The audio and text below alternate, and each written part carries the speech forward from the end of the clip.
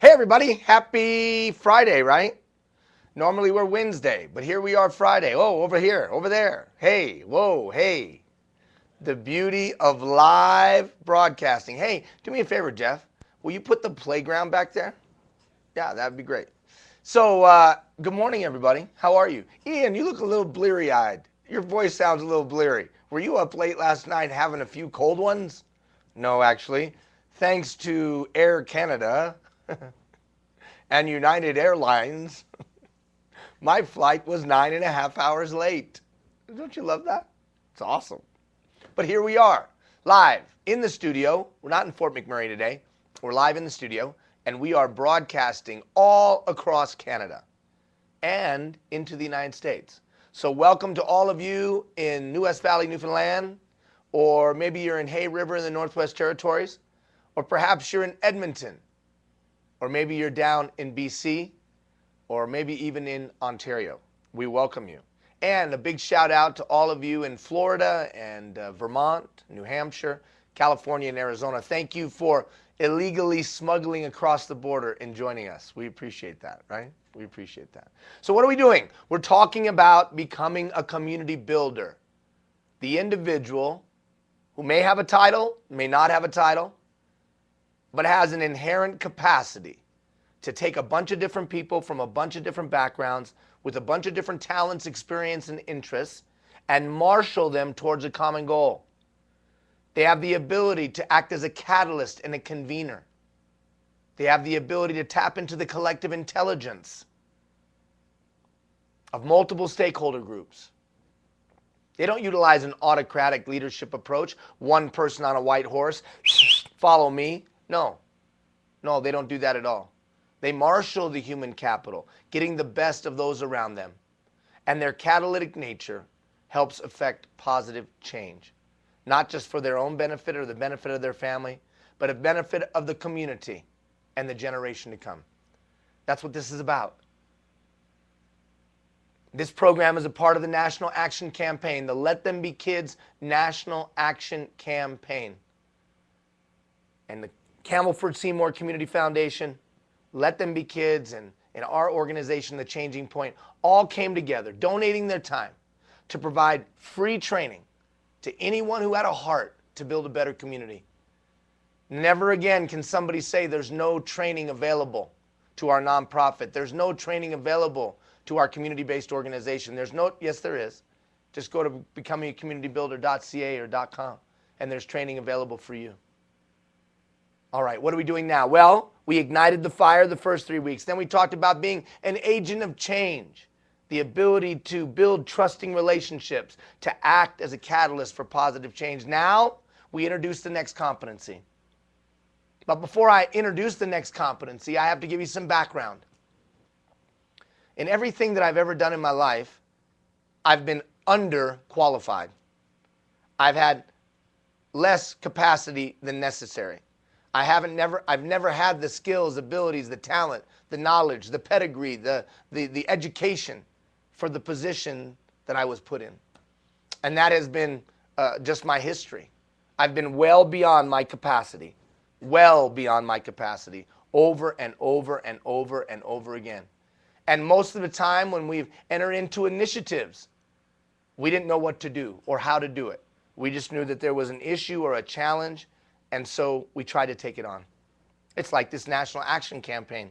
No idea how to execute something across the country, and yet it's happening.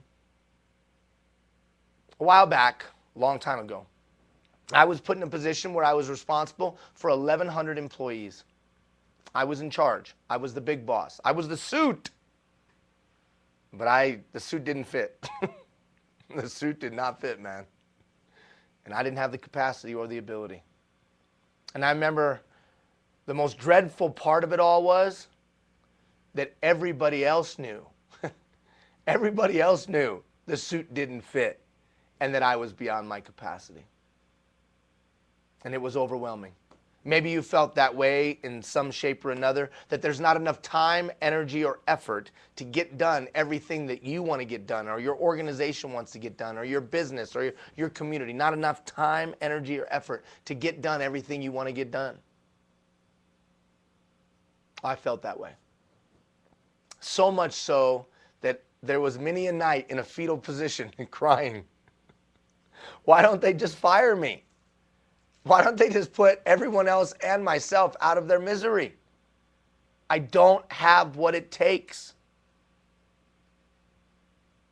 And in my life, when I've gotten that way, when I've been in that time of depression, fetal position, I've always turned to motivational quotes. Because I was a former athlete, I know it's hard to imagine today, but former, emphasis on former athlete. I've always turned to these quotes to try to gain some inspiration or some motivation or some pick-me-up, and a quote. So I remember one night crying, I can't do it, overwhelmed, flipping through quotes. And I came to the quote by a guy named Archimedes. At the time, I didn't really know who Archimedes was. I'd heard the name, but I didn't know who he was.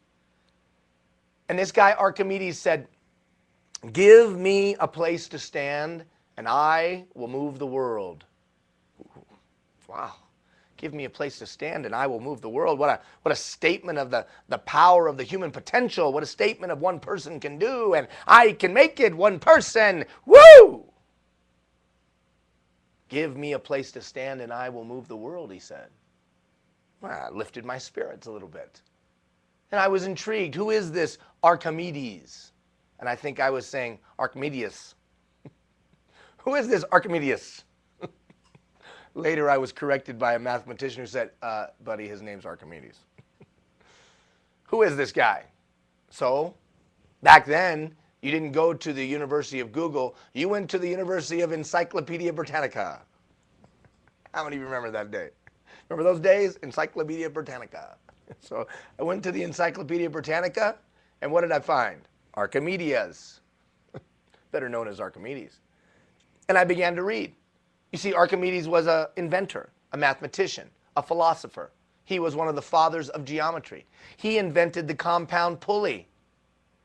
He came up with the concept of buoyancy. And he developed the fulcrum and the lever.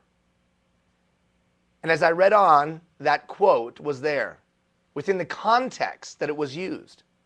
You see, what Archimedes was saying was, give me a place to stand and I will move the world because I will have a fulcrum and a lever big enough to do so. I don't understand, Ian. Where are you going with this? I don't see the connection. Archimedes created tools. He created tools and systems that allowed him to do more with less, that allowed him to multiply his own capacity to get things done. That fulcrum and lever, you know, that rock and the stick, and then you put the stick over the rock and and then you move a bigger rock or a bigger object that you alone on your own could not build. The power of leverage. See, that's called a force multiplier. And that's when I began my journey on this idea of systems thinking.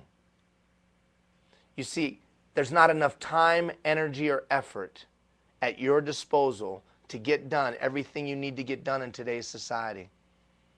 That's the challenge we face. We have a finite amount of talent. We have a finite amount of ability. We have a finite amount. And yet we're expected to do so much, especially when we put ourselves forwards as wanting to do something great in the community. We have to balance that between our jobs, between our families, between our own health and wellness and personal well-being. How do you do it? Give me a place to stand and I will move the world. Wasn't about necessarily the power of the human potential. He was talking about having a great system. His fulcrum and a lever. Just give me a place to stand, and if I have a fulcrum big enough and a lever big enough, I could even move the whole world. It was like he was speaking to me through the eons of time and saying, hey, chubby brown man, listen, you can do this thing. You just don't have the right systems, brother. And then it dawned on me, with the right system, I can do just about anything.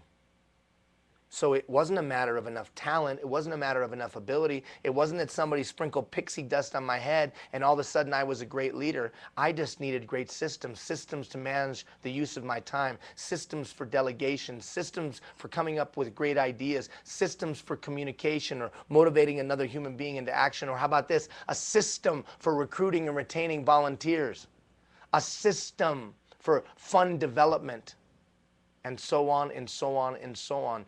I just needed to find the right system. So I began an exploration of systems thinking. And I came across the writings of Senge and others that said that the whole world was a system, that everything about human endeavor and the universe itself was just a big system. Doesn't it blow you away that there's a big fiery ball in the sky? And then if it moved 1 centimeter this way or 1 centimeter that way, it would fundamentally change what we do here. We're not connected to it by strings. There's no connection, if you will, and yet there is a connection. The solar system. How about your body? Your body is just a system. It's just a big system. Do you have to think about your heart? Beating, beating, beating? Do you have to think about when someone tosses you a pen? Do you have to think about raising up your hands? Well, some of you do because you're uncoordinated, but most of us don't. Most of us grab, catch. We don't think about it. Systems. You see, there's also human mechanical systems. A bicycle is a human mechanical interface. It's a system. That human mechanical interface multiplies our capacity. I can run a certain speed, but when I get on a bike, I can travel even faster because of the gears. You see, that was the amazing thing about Archimedes' compound pulley.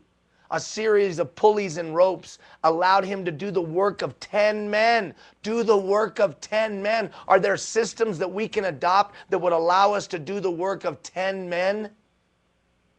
You know, he stood on the shore and he looked out into the bay and there was a ship and he was going to prove to all the bystanders the power of his pulley. That ship the day before took 10 men to pull into the shore, the boat. Took 10 men to pull into the shore.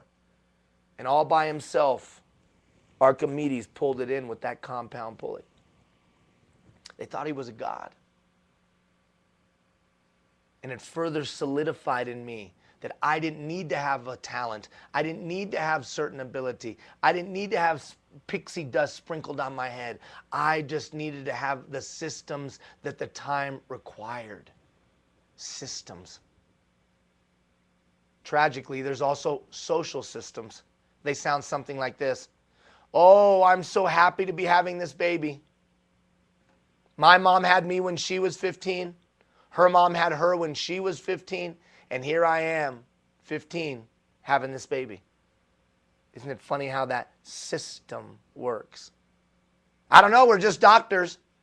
I'm a doctor, my dad's a doctor, his dad's a doctor. We're all doctors. We've just been doctors. Systems. How do they manifest themselves in the workplace? I don't know. It's just what we do around here. I don't know. It's just what we do around here. You see, systems either organically grow up and take hold. They just grow up and take hold in a workplace, in a community, in a family. They grow up and take hold. A system. I don't know. It's just what we do around here. Or they're intentionally developed for a purpose. Intentionally developed for a purpose. The challenge with both of those is it what the times require? Even in this instance, you've been involved in organizations, companies, nonprofits, initiatives, whatever, where they developed a system for a certain thing, and then that certain thing is no longer in existence. So that system is no longer relevant. Oh, you're talking about process thinking, right? Processes, right? It's about processes, systematic, sequential. No, no, no, no, no, no, no, no. It's more than that. It's about the symbiotic relationship that all of us have. It's about being a holistic, big picture systems thinker and realizing that everything connects. In Canada specifically, all of across the country, we talk about how do we bring new Canadians in. There's not enough Canadians to do the work. There's only 33 million. And if Canada is going to reach its full potential, we better get pretty damn good at introducing new. And whether I'm in Alberta and new means introducing somebody new from the Atlantic provinces, from the East Coast, or new means introducing somebody from Mumbai or Manila. And yet, we don't do a very good job of introducing new. People feel disengaged, disenfranchised over a period of time. The youth of the first generation immigrant, disenfranchised, disengaged. Why? Because there's not a good system. Well, you keep saying system, but you haven't told us yet what you mean by that. Oh, I'm sorry. You know me, I get on a little rant, so let me back up. A system is simply a deeply integrated set of parts that are assembled and deeply integrated for a specific outcome. That thermostat on the wall over there, it's a system. If I change that dial, something changes. It's been built for a certain outcome. How about the development of the citizen of tomorrow? How about our youth programs? Would you say that you're completely satisfied on either side of the North American border with the systems that we have in place or the product that we're getting with our youth today? I'm not beating up the youth. Any deficiency amongst the youth is the fault of the adults in not building quality systems. Are the organizations in your community that serve youth and teens and tweens and school-age children, are they deeply integrated for a specific purpose? The educational institutions, the faith institutions, the athletic institutions, the youth-serving nonprofits in the community, are they deeply integrated? Are they working together in harmony for a specific purpose? Has the community sat down and articulated the attributes that we want to see in the kid 10 years, 15 years, and 20 years from now? Have we articulated the attributes that we want to see in a citizen? And are all organizations building systems and working in harmony to accomplish that specific goal? The answer is hell no. And then we blame the kids. Because make no mistake, there are systems that are developing our kids. Make no mistake about that. The challenge is they have organically grown up and taken hold. And that is the inertia that we have to overcome. Systems. Systems. There's ecological systems. There's social systems. Groups. The law of supply and demand. Friendships. Cliques. There's performance systems. Managing time. Sales. Marketing. These are systems. The 21st century will be ruled by the systems thinker. Because systems act as force multipliers. That's what Archimedes told me. Well, he didn't talk specifically to you. Yes, he did. You think I'm kidding. I believe in my heart of hearts that Archimedes spoke directly to me through the words that he put, or the historian put on the written page. He was giving me insight and wisdom when he said, hey, Ian, don't worry about it. It's not about your potential. It's not about your capacity. It's not about your talent. It's not about your ability. It's about the power to choose the right system. But first, he said, you got to be a systems thinker, he said. He said, Ian, that's why I'm so great. And that's why people know me thousands of years after my death. I created systems like the compound pulley. I created systems like geometry. I created systems like the fulcrum and the lever. So just give me a damn place to stand and I'm going to move this world. Are you drunk today, Ian? Seriously, I think you could be drunk. I think this is what happens when you get an hour of sleep. You just go into adrenaline mode, right? You just adrenaline mode. And you're like, yeah! And then at 2 minutes after the broadcast, I'll be like, systems. Now look, a pile of rocks is not a system. It's not a system. Got a pile of rocks, pull out a rock, I still got a pile of rocks. But a car engine is a system, a set of deeply integrated parts for a specific outcome or purpose. Now, if I pull out the carburetor, the system or the car engine will not work. System. Can you see the systems at play in your life? They're both tangible and intangible. I'm just happy to be having this child, the age of 15, intangible system. The cliques, the friendships, the people working within their silos.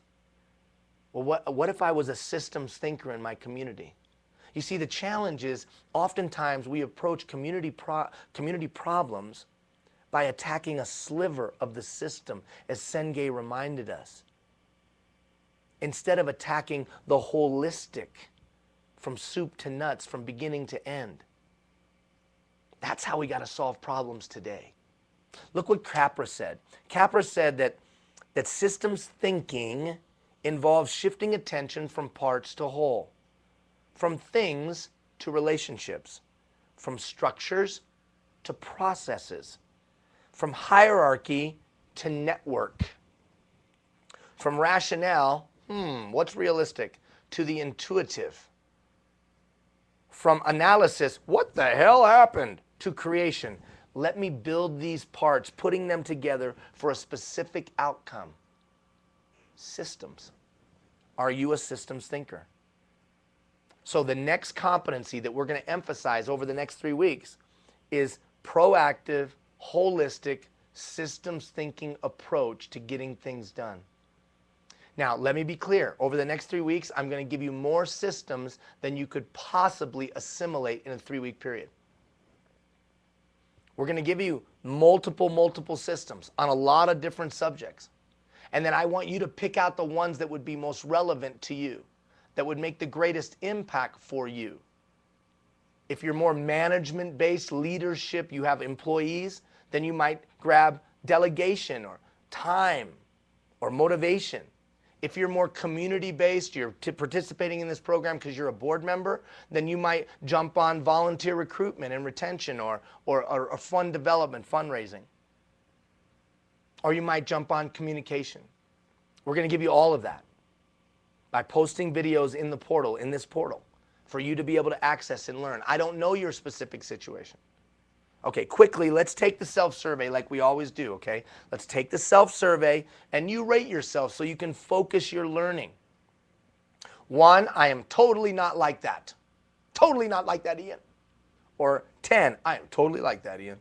I'm all about that. I'm all over it. I'm that and a bag of chips. As Dog the Bounty Hunter would say. I'm that and a bag of chips. I hadn't seen that show in a long time. I was sitting in a hotel room, I watched that. Right after I watched Duck Dynasty, you know. First Duck Dynasty, Dog the Bounty Hunter, and then I think I watched Hog Wars or whatever. The downfall of Western society, ladies and gentlemen. The apocalypse is upon us. You don't think I'm true? You just watch A&E, the Arts and Entertainment Network, and that's the lineup. The Arts and Entertainment Network lineup. Hog hunters, storage wars, crocodile hunters, and hoarders. It's amazing. And then Ferris Bueller's Day Off. All right, here we go. All right, I'm just going to read them randomly. You rate yourself. Maybe you've already begun. I understand there's a symbiotic relationship between human beings. Well, what does that even mean? That means that we're connected even though we're not connected. I'm raising 4 kids. Well, one of them's out of the house now. I'm raising 3 kids with my lovely wife, Gina. And my actions on a daily basis impact you. If I raise 3 tax-paying, responsible, productive citizens, that's good for you. If I raise 3 idiots, that's bad for you. But we don't live in the same town. Yeah, I know. That's because there's a symbiotic relationship between us. I apply strategies for learning about a group, its stakeholders, and its resources. I demonstrate knowledge of social capital, organizational, and community assets. I understand how it all fits in my town. The personalities, the relationships, the money, the flow of money, the provincial leaders, the local leaders, the federal leaders. I see all of it. I get how it all connects, or not. I can apply techniques that will generate a creative out-of-the-box idea. Do you know how to come up with a great idea? Can you come up with a great idea? And if you can come up with a great idea on your own, can you facilitate the development of the great idea? Are you a creative thinker? Oh, no, Ian, that's a special pixie dust that gets sprinkled on you as you are born, as the stork brings you. If there's any young viewers, as the stork brings you, you get a little special pixie dust, creativity. That's not true. That's a lie. That's a lie. And I'll expound on that in a moment. I can facilitate the development of teams, coalitions to work proactively and address common goals. Are you 1 or you 10, something in between? I understand how to create an organizational culture. I can facilitate the development of systems and processes that will foster an environment that supports success. In our educational arena, can we create the systems, the context that promotes learning, from the color of the walls to the way the classroom is set up, to the way we organize the schedule in the day? All of those things contribute to the educational experience and either detract for and act as an impediment for learning, or enhance and act as an accelerator for learning. All the studies show what I just said is absolutely true. That's why the caretaker, the custodian, the janitor, whatever you call them in your town, is so important in your school. That's why if you're in the recreation side of the business, that caretaker, janitor, custodian is so important in your facilities, because they create the context, the environment for things to happen. I have a system in place for the development of my direct reports. I'm aware of what motivates people. Do you have a system for motivation? I can apply strategies to motivate others. I have a system to powerfully communicate a message. Can you deliver a message? I have a system for effective delegation. I have a system for the recruitment of volunteers. I have a system for fund development. Now, many of you, if you're being honest, circled 1, 1, 1, 1, 1. Like with delegation. Well, I just delegate. I just kind of I bet you don't have a system. So, over the next 3 weeks, you're going to see me post a system on delegation. It's really, really, really good. Really good. And not just because, but it's really good. Now, over the next 3 weeks, as we introduce systems to you, you might not like them. I don't like your volunteer recruitment and retention system. Great. Kiss my ass. I don't care. I'm not allowed to say those words anymore. Kiss my bum. I don't care. You just need one. Because remember what Archimedes taught us. A system is a force multiplier. It allows us to get done more than we think we can get done on our own. That fulcrum and a lever allowed him to lift 1,000 pounds. So if we have effective systems, we can get more done with less.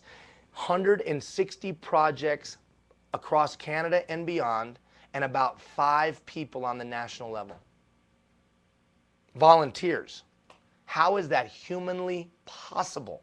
It's not humanly possible unless you understand the theories and philosophies of Archimedes, Senge, and others who told us develop systems, templates, processes, and then integrate those processes and templates into an overall system like a car engine.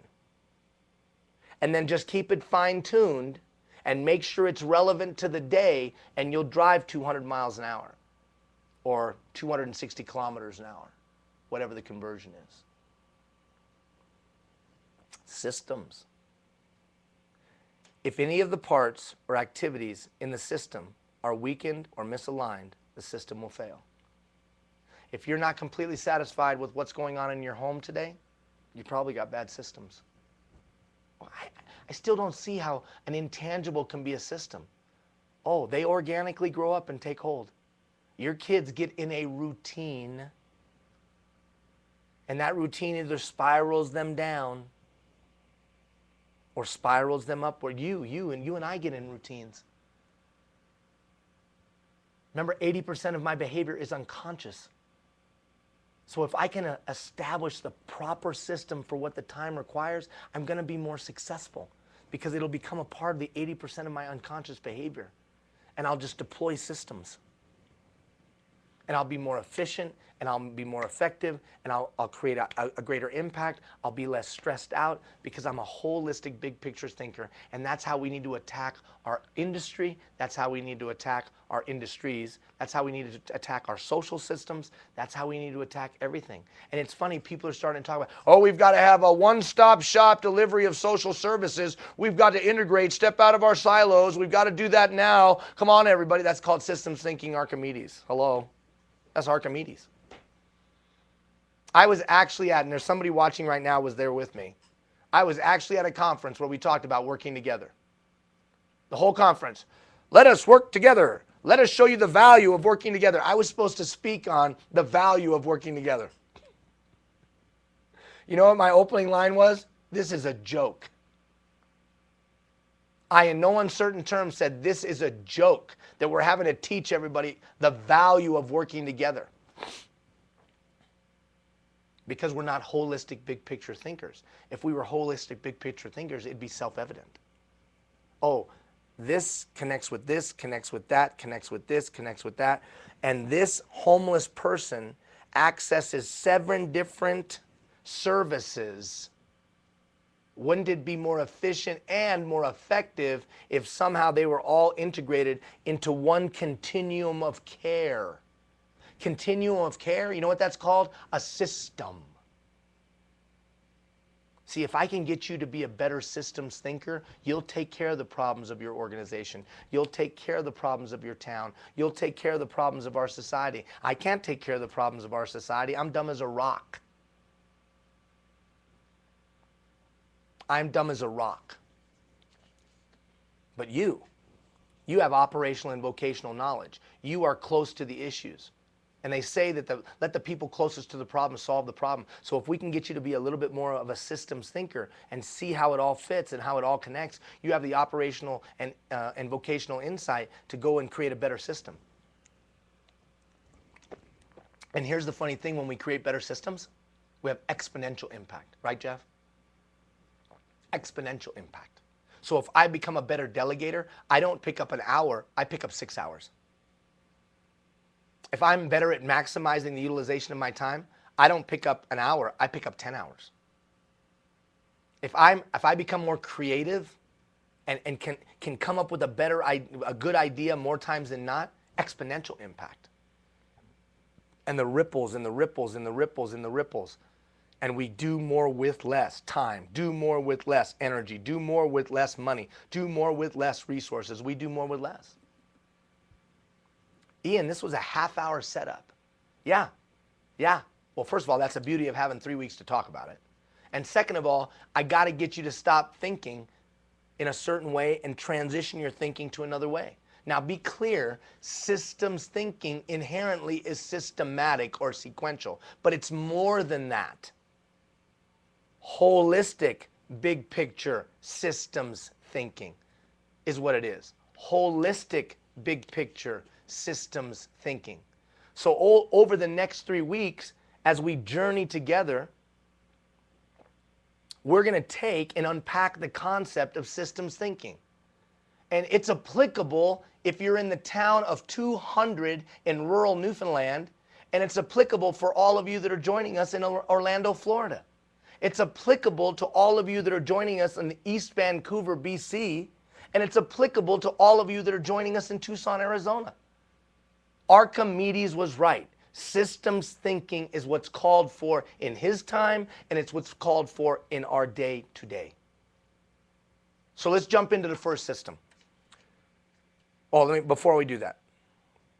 So the idea will be over the next 3 weeks that I'm going to introduce multiple systems that are relevant and meaningful to today and to you as a leader. And in addition to that,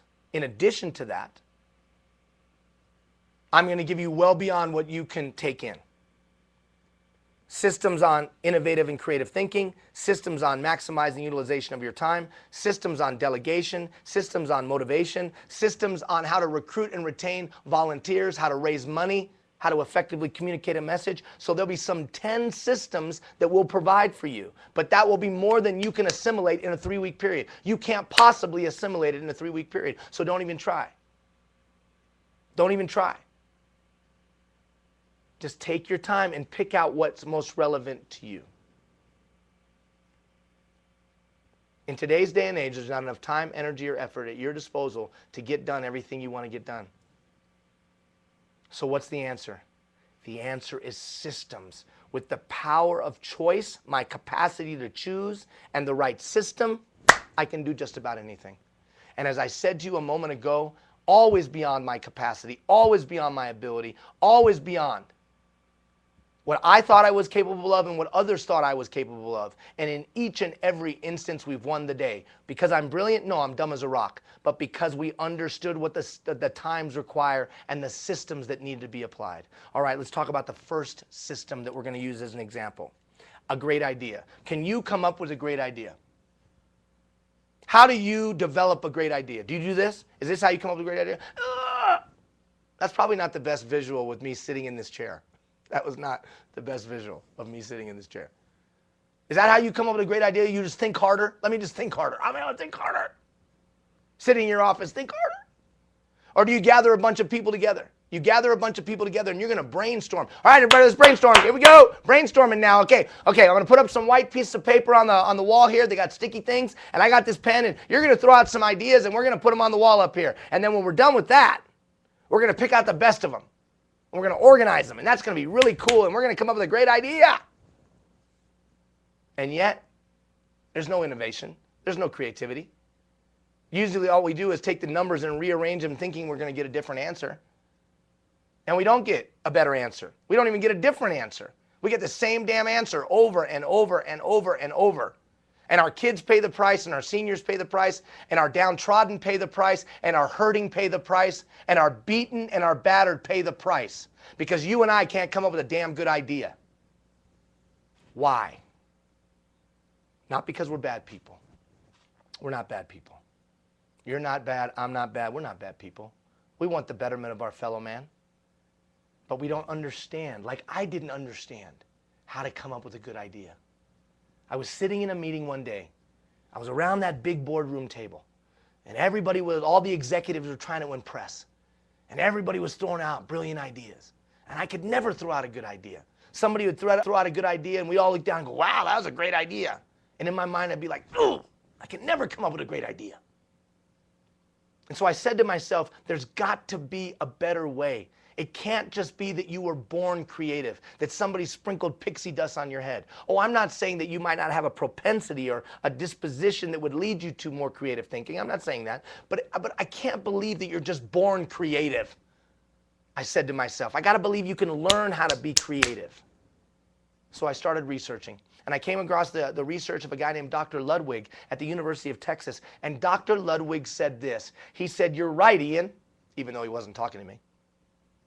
He said, I validate what you're saying because it's about your pattern of thinking. Huh? You see, there's patterns of thinking. You ever notice that the same people make poor decisions over and over and over again, poor investments, poor decisions in relationships, just bad decisions, and they make them all the time? And they seem like every decision they make is a bad decision. You ever worked for a boss that never had a good idea, always had bad ideas? Dr. Ludwig would argue it's because of the questions they ask themselves and the sequence that they follow in the asking of those questions. As they go to make a decision, they think this, and then they think this, and they think this, and they think this, and they come to a decision it's wrong. Or they don't ask a certain question. He would suggest that it's the way we ask the questions that lead us to a decision or lead us to an idea that was key. Did you know that the patterns of thinking that you utilize are so ingrained in your brain that they actually create grooves? The synapses and chemicals fire in the same way over and over again, that they actually create grooves in your brain? Perhaps you've read that research. So Dr. Ludwig said that the typical planning process or outside the box creative thinking process sounds something like this. Well, if I had this much money, I could do this many things. And if I could do this many things, I would get this kind of an outcome. And if I got this kind of an outcome, I would get this kind of an impact. That was the typical community, government, business, personal planning approach. a resource-based planning approach. If I had this much stuff, I could do this many things. If I could do this many things, I could do this outcome. I could do these activities. If I did these activities, I would get this impact. But he said something that I think is so profound. He said, when I start with what exists, I inherently defend the status quo. It's like our faith organizations. We just had a guy just walk in the door in the studio here. There's a part of a faith organization. It's like our faith organizations. They claim to be a certain thing, and yet they never solve any problems. They put Band-Aids on problems, and they serve from their heart. I'm not this, but we got homeless everywhere. We got prostitution everywhere. We got kids dying in the street everywhere. Where are our institutions of faith? And I'm not just talking about the Christian guys. What about the Muslim guys? All of my good Muslim friends, praise be to Allah. What about all my Jewish friends, right? What about all my friends? What about all my Buddhist friends and Baha'i friends? Where are we, guys? Where are we? Why aren't we solving the problems? That's why people are moving away from faith, because the faith institutions aren't solving any problems. It's because they're starting with the resources. And you would think that people of faith would start with what could be, not with what is, because they believe in stuff you can't even touch. But they don't apply that same concept. Now, I only went on that little rant for the guy that was sitting back there to kick him in his butt a little bit. So what's your point, Ian? Well, what Ludwig said was that you had to change that. You had to flip that. You had to take it and put it the other way. His pattern of thinking that would lead us to an outside-the-box idea sounded something like this. Start with what could be. What's your outcome? Oh, outcome-based thinking. Well, hold on. There's some nuances before you go right down that line. Hold on. Outcome-based thinking. What does it look like, smell like, feel like, taste like? Why am I using those descriptors? Because by using those descriptors, I'm more likely to get buy-in from people.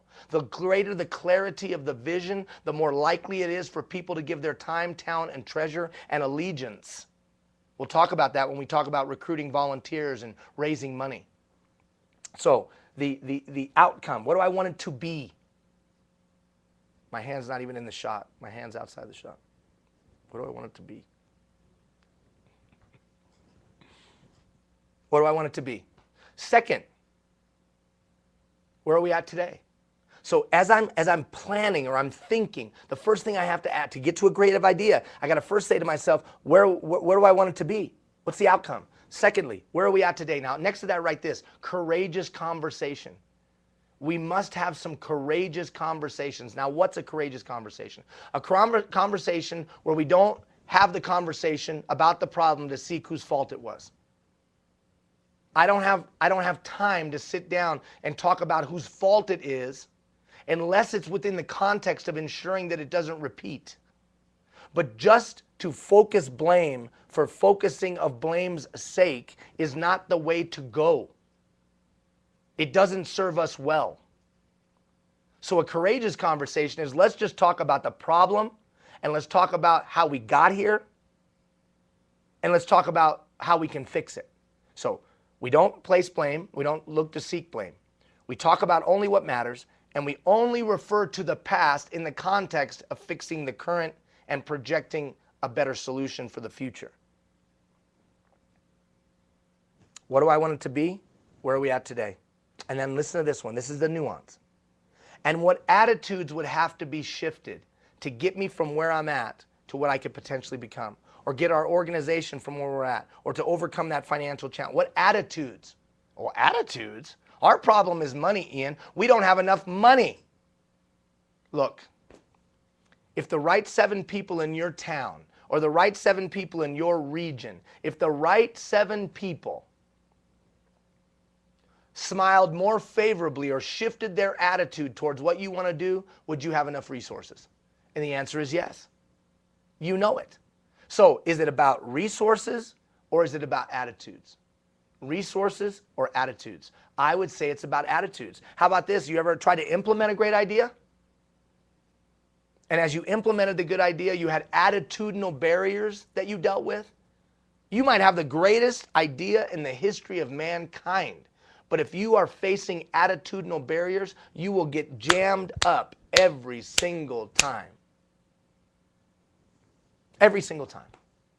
So what are the attitudinal barriers? Then, what activities could we do to shift those attitudes, to take us from where we're at to what we could potentially become? Then and only then, what resources will we need to do those activities, to shift those attitudes, to take us from where we're at to what we could potentially become? That's it. That's the simplicity. I don't understand, really. Follow me. I took that pattern, I put it on a 3x5 card, and I started flowing every problem, every decision, every situation through that. I literally took that 3x5 card and took it to every meeting for a year. Every meeting for a year. Asking questions like, well, what do we really want to achieve? And where are we really at now? And what do you think the attitudinal barriers are that prevent people or would prevent people from going from here to there? And what could we do to remove them? And how much money would that cost? Did you know a year after that, Let Them Be Kids was named one of the foremost innovative social leisure programs in the world? Listen to that. Last year, I was nominated, and this is the most ridiculous thing you've ever heard. I was nominated Social Innovator of the Year for the Prime Minister's Social Innovator of the Year award across Canada. That is stupid. That's crazy. Because I know I'm not very smart, but I do know this. We got great systems, and we follow this pattern. And so we do come up with great ideas. Regularly come up with great ideas. Not just me, but our organization. We come up with great ideas all the time, innovative and creative solutions. Not because we're smart, but because we've established a pattern of thinking that will lead us to creative ideas more times than not. I don't like your pattern of thinking. Well, great. I don't care. Then go to the University of Google or go to the University of Yahoo this evening and type in critical thinking skills. Or thinking skills that will lead me to a great idea. Or patterns of thinking for creative thinking. Or patterns for creative thinking. Type it in. You'll get 495,000 responses in 1.29 seconds from a bunch of guys a lot smarter than me with a bunch of fancy letters after their name. And you know what you'll come up with? The same conclusion that I have. But it might suit you better. But I know this, we need some good ideas. We don't need just a retreading and a rehashing. We don't need jingoistic solutions. We don't need solutions that are boiled down to a bumper sticker. We don't need that. Those things don't work. We need creative solutions. And here's the funny thing. Yeah, but we need to bring everybody together and we need to get a lot of different people thinking and we'll come up with a better idea. No, you won't. Because they'll all be utilizing the same patterns that they used the day they walked in, which will probably be resource-based and the like. Oh, you every once in a while will get an outlier who inherently kind of gets this and has a predisposition to this. But imagine if we started to teach creative thinking to everybody. We'd come up with great ideas. So I don't need to be a great thinker. I just need to create an environment and teach creative thinking. I just need a fulcrum and a lever. I just need a compound pulley. That's all I need, a force multiplier. So over the next 3 weeks, you'll see a video posted about outside the box thinking so that you can go into more depth.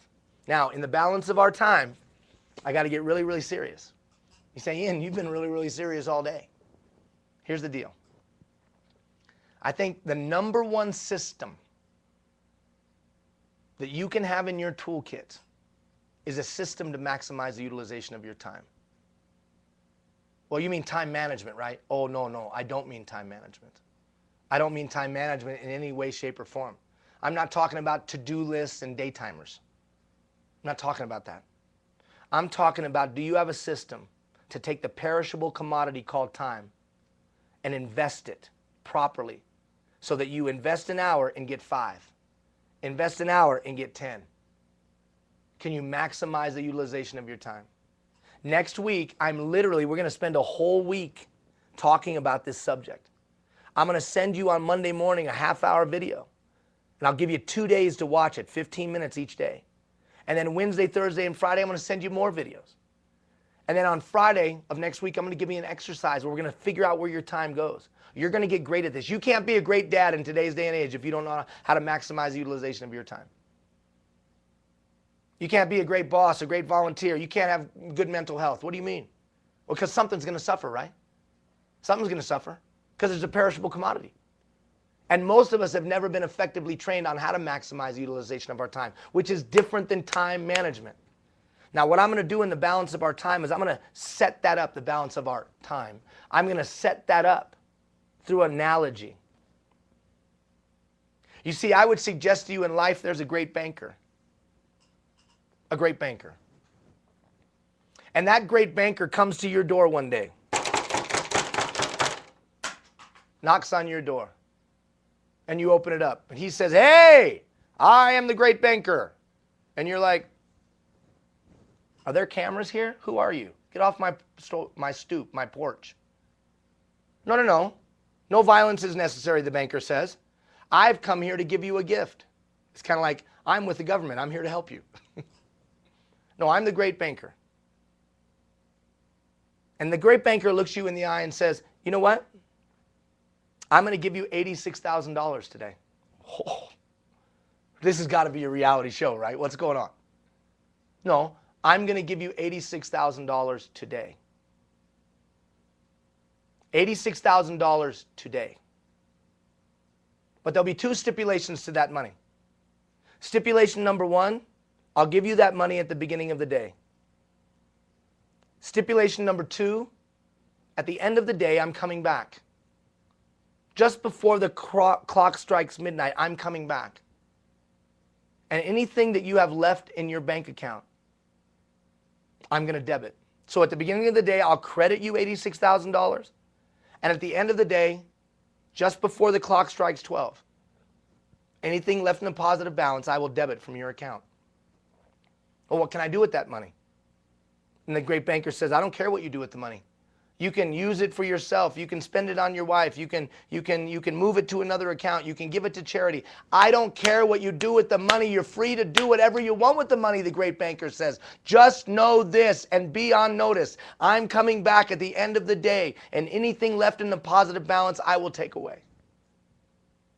What about tomorrow? Oh, no. No. There is no guarantee. There is no guarantee on tomorrow, my friend, the banker says. You just know $86,000 at the beginning of the day. And at the end of the day, anything left in a positive balance, I will take away.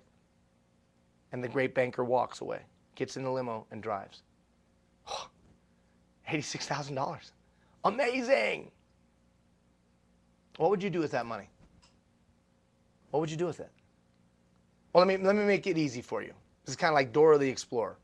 I'll ask a question and I'll pause. So, would you leave a dime in the account? Right. No, you wouldn't leave a dime in the account. You wouldn't leave a penny in the account.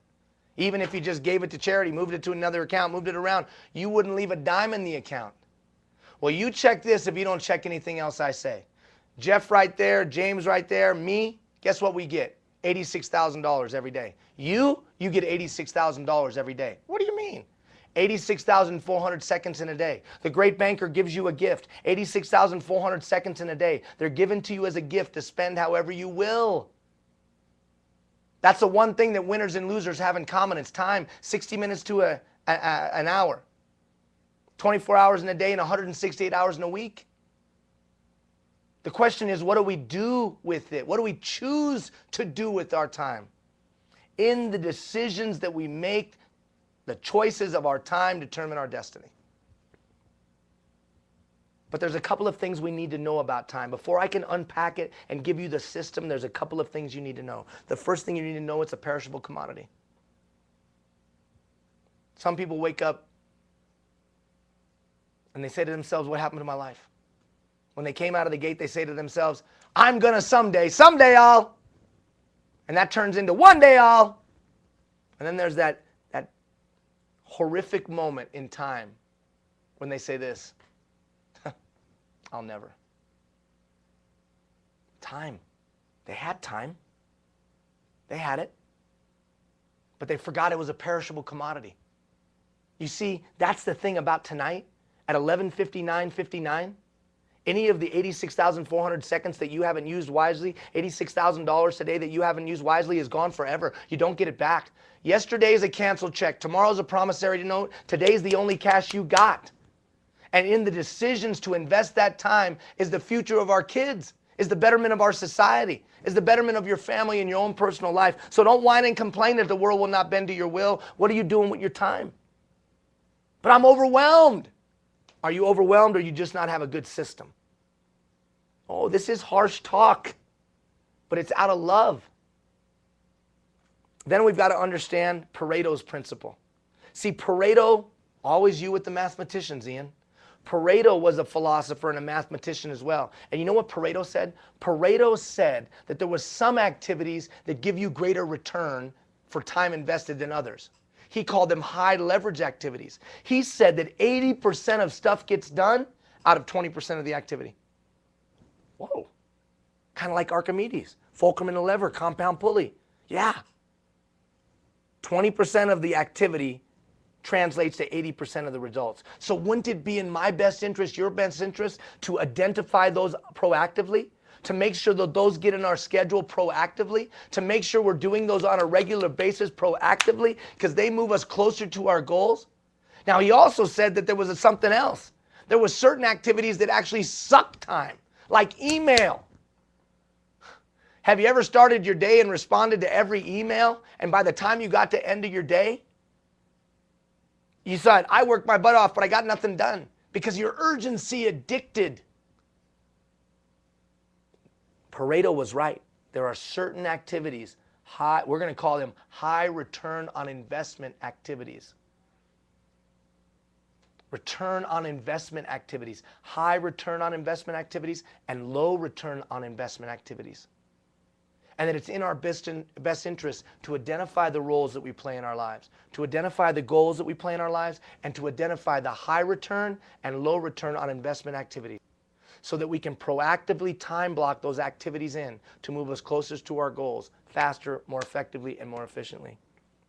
And then finally, we've got to understand that there's some basic fundamentals.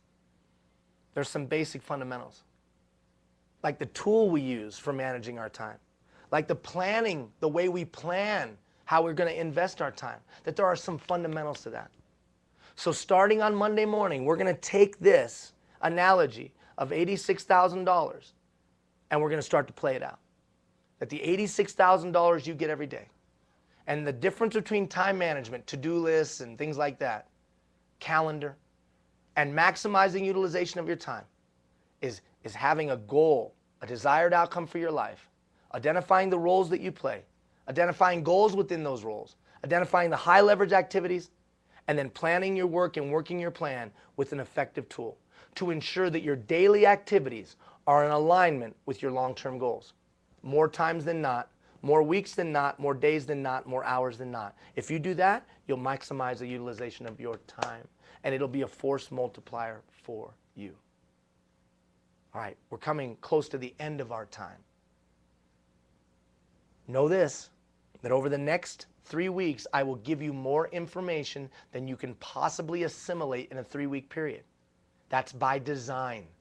So what you need to do is pick out the things that are most relevant and most meaningful and would have the greatest impact on you. Now, I want all of you to think about time, all of us. But in addition, if I post the thing on delegation and that would fit you best and you need work on that, grab it.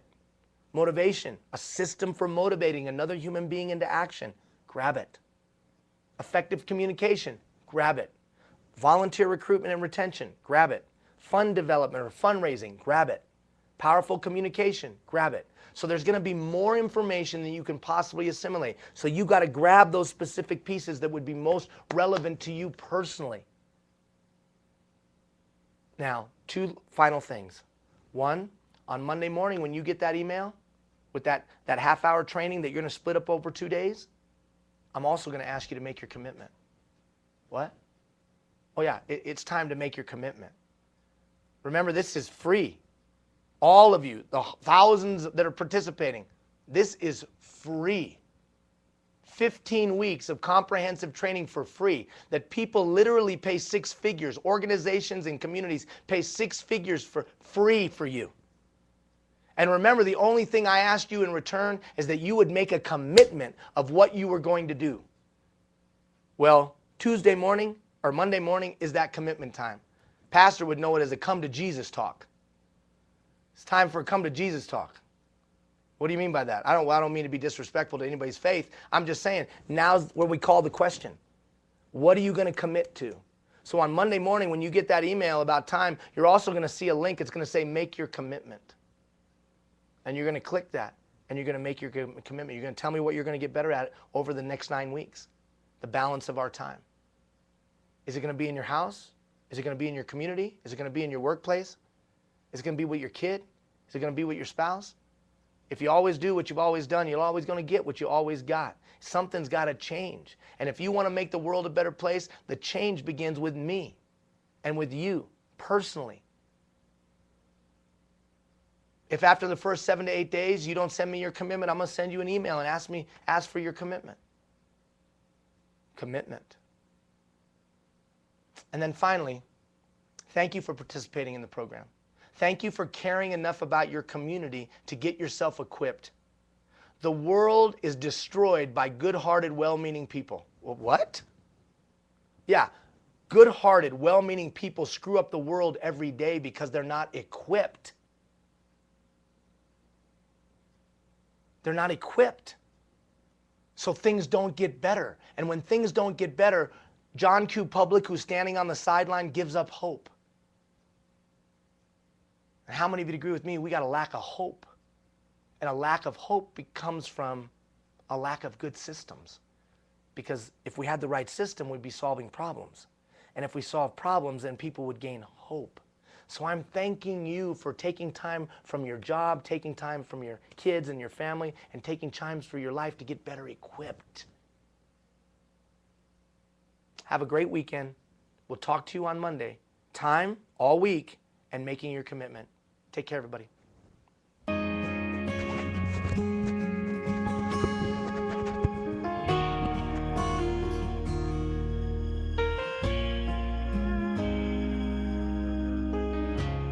I can remember when you fit in the palm of my hand.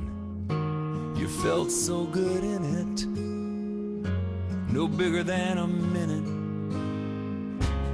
How it amazes me, you're changing with every blink, faster than a flower blooms.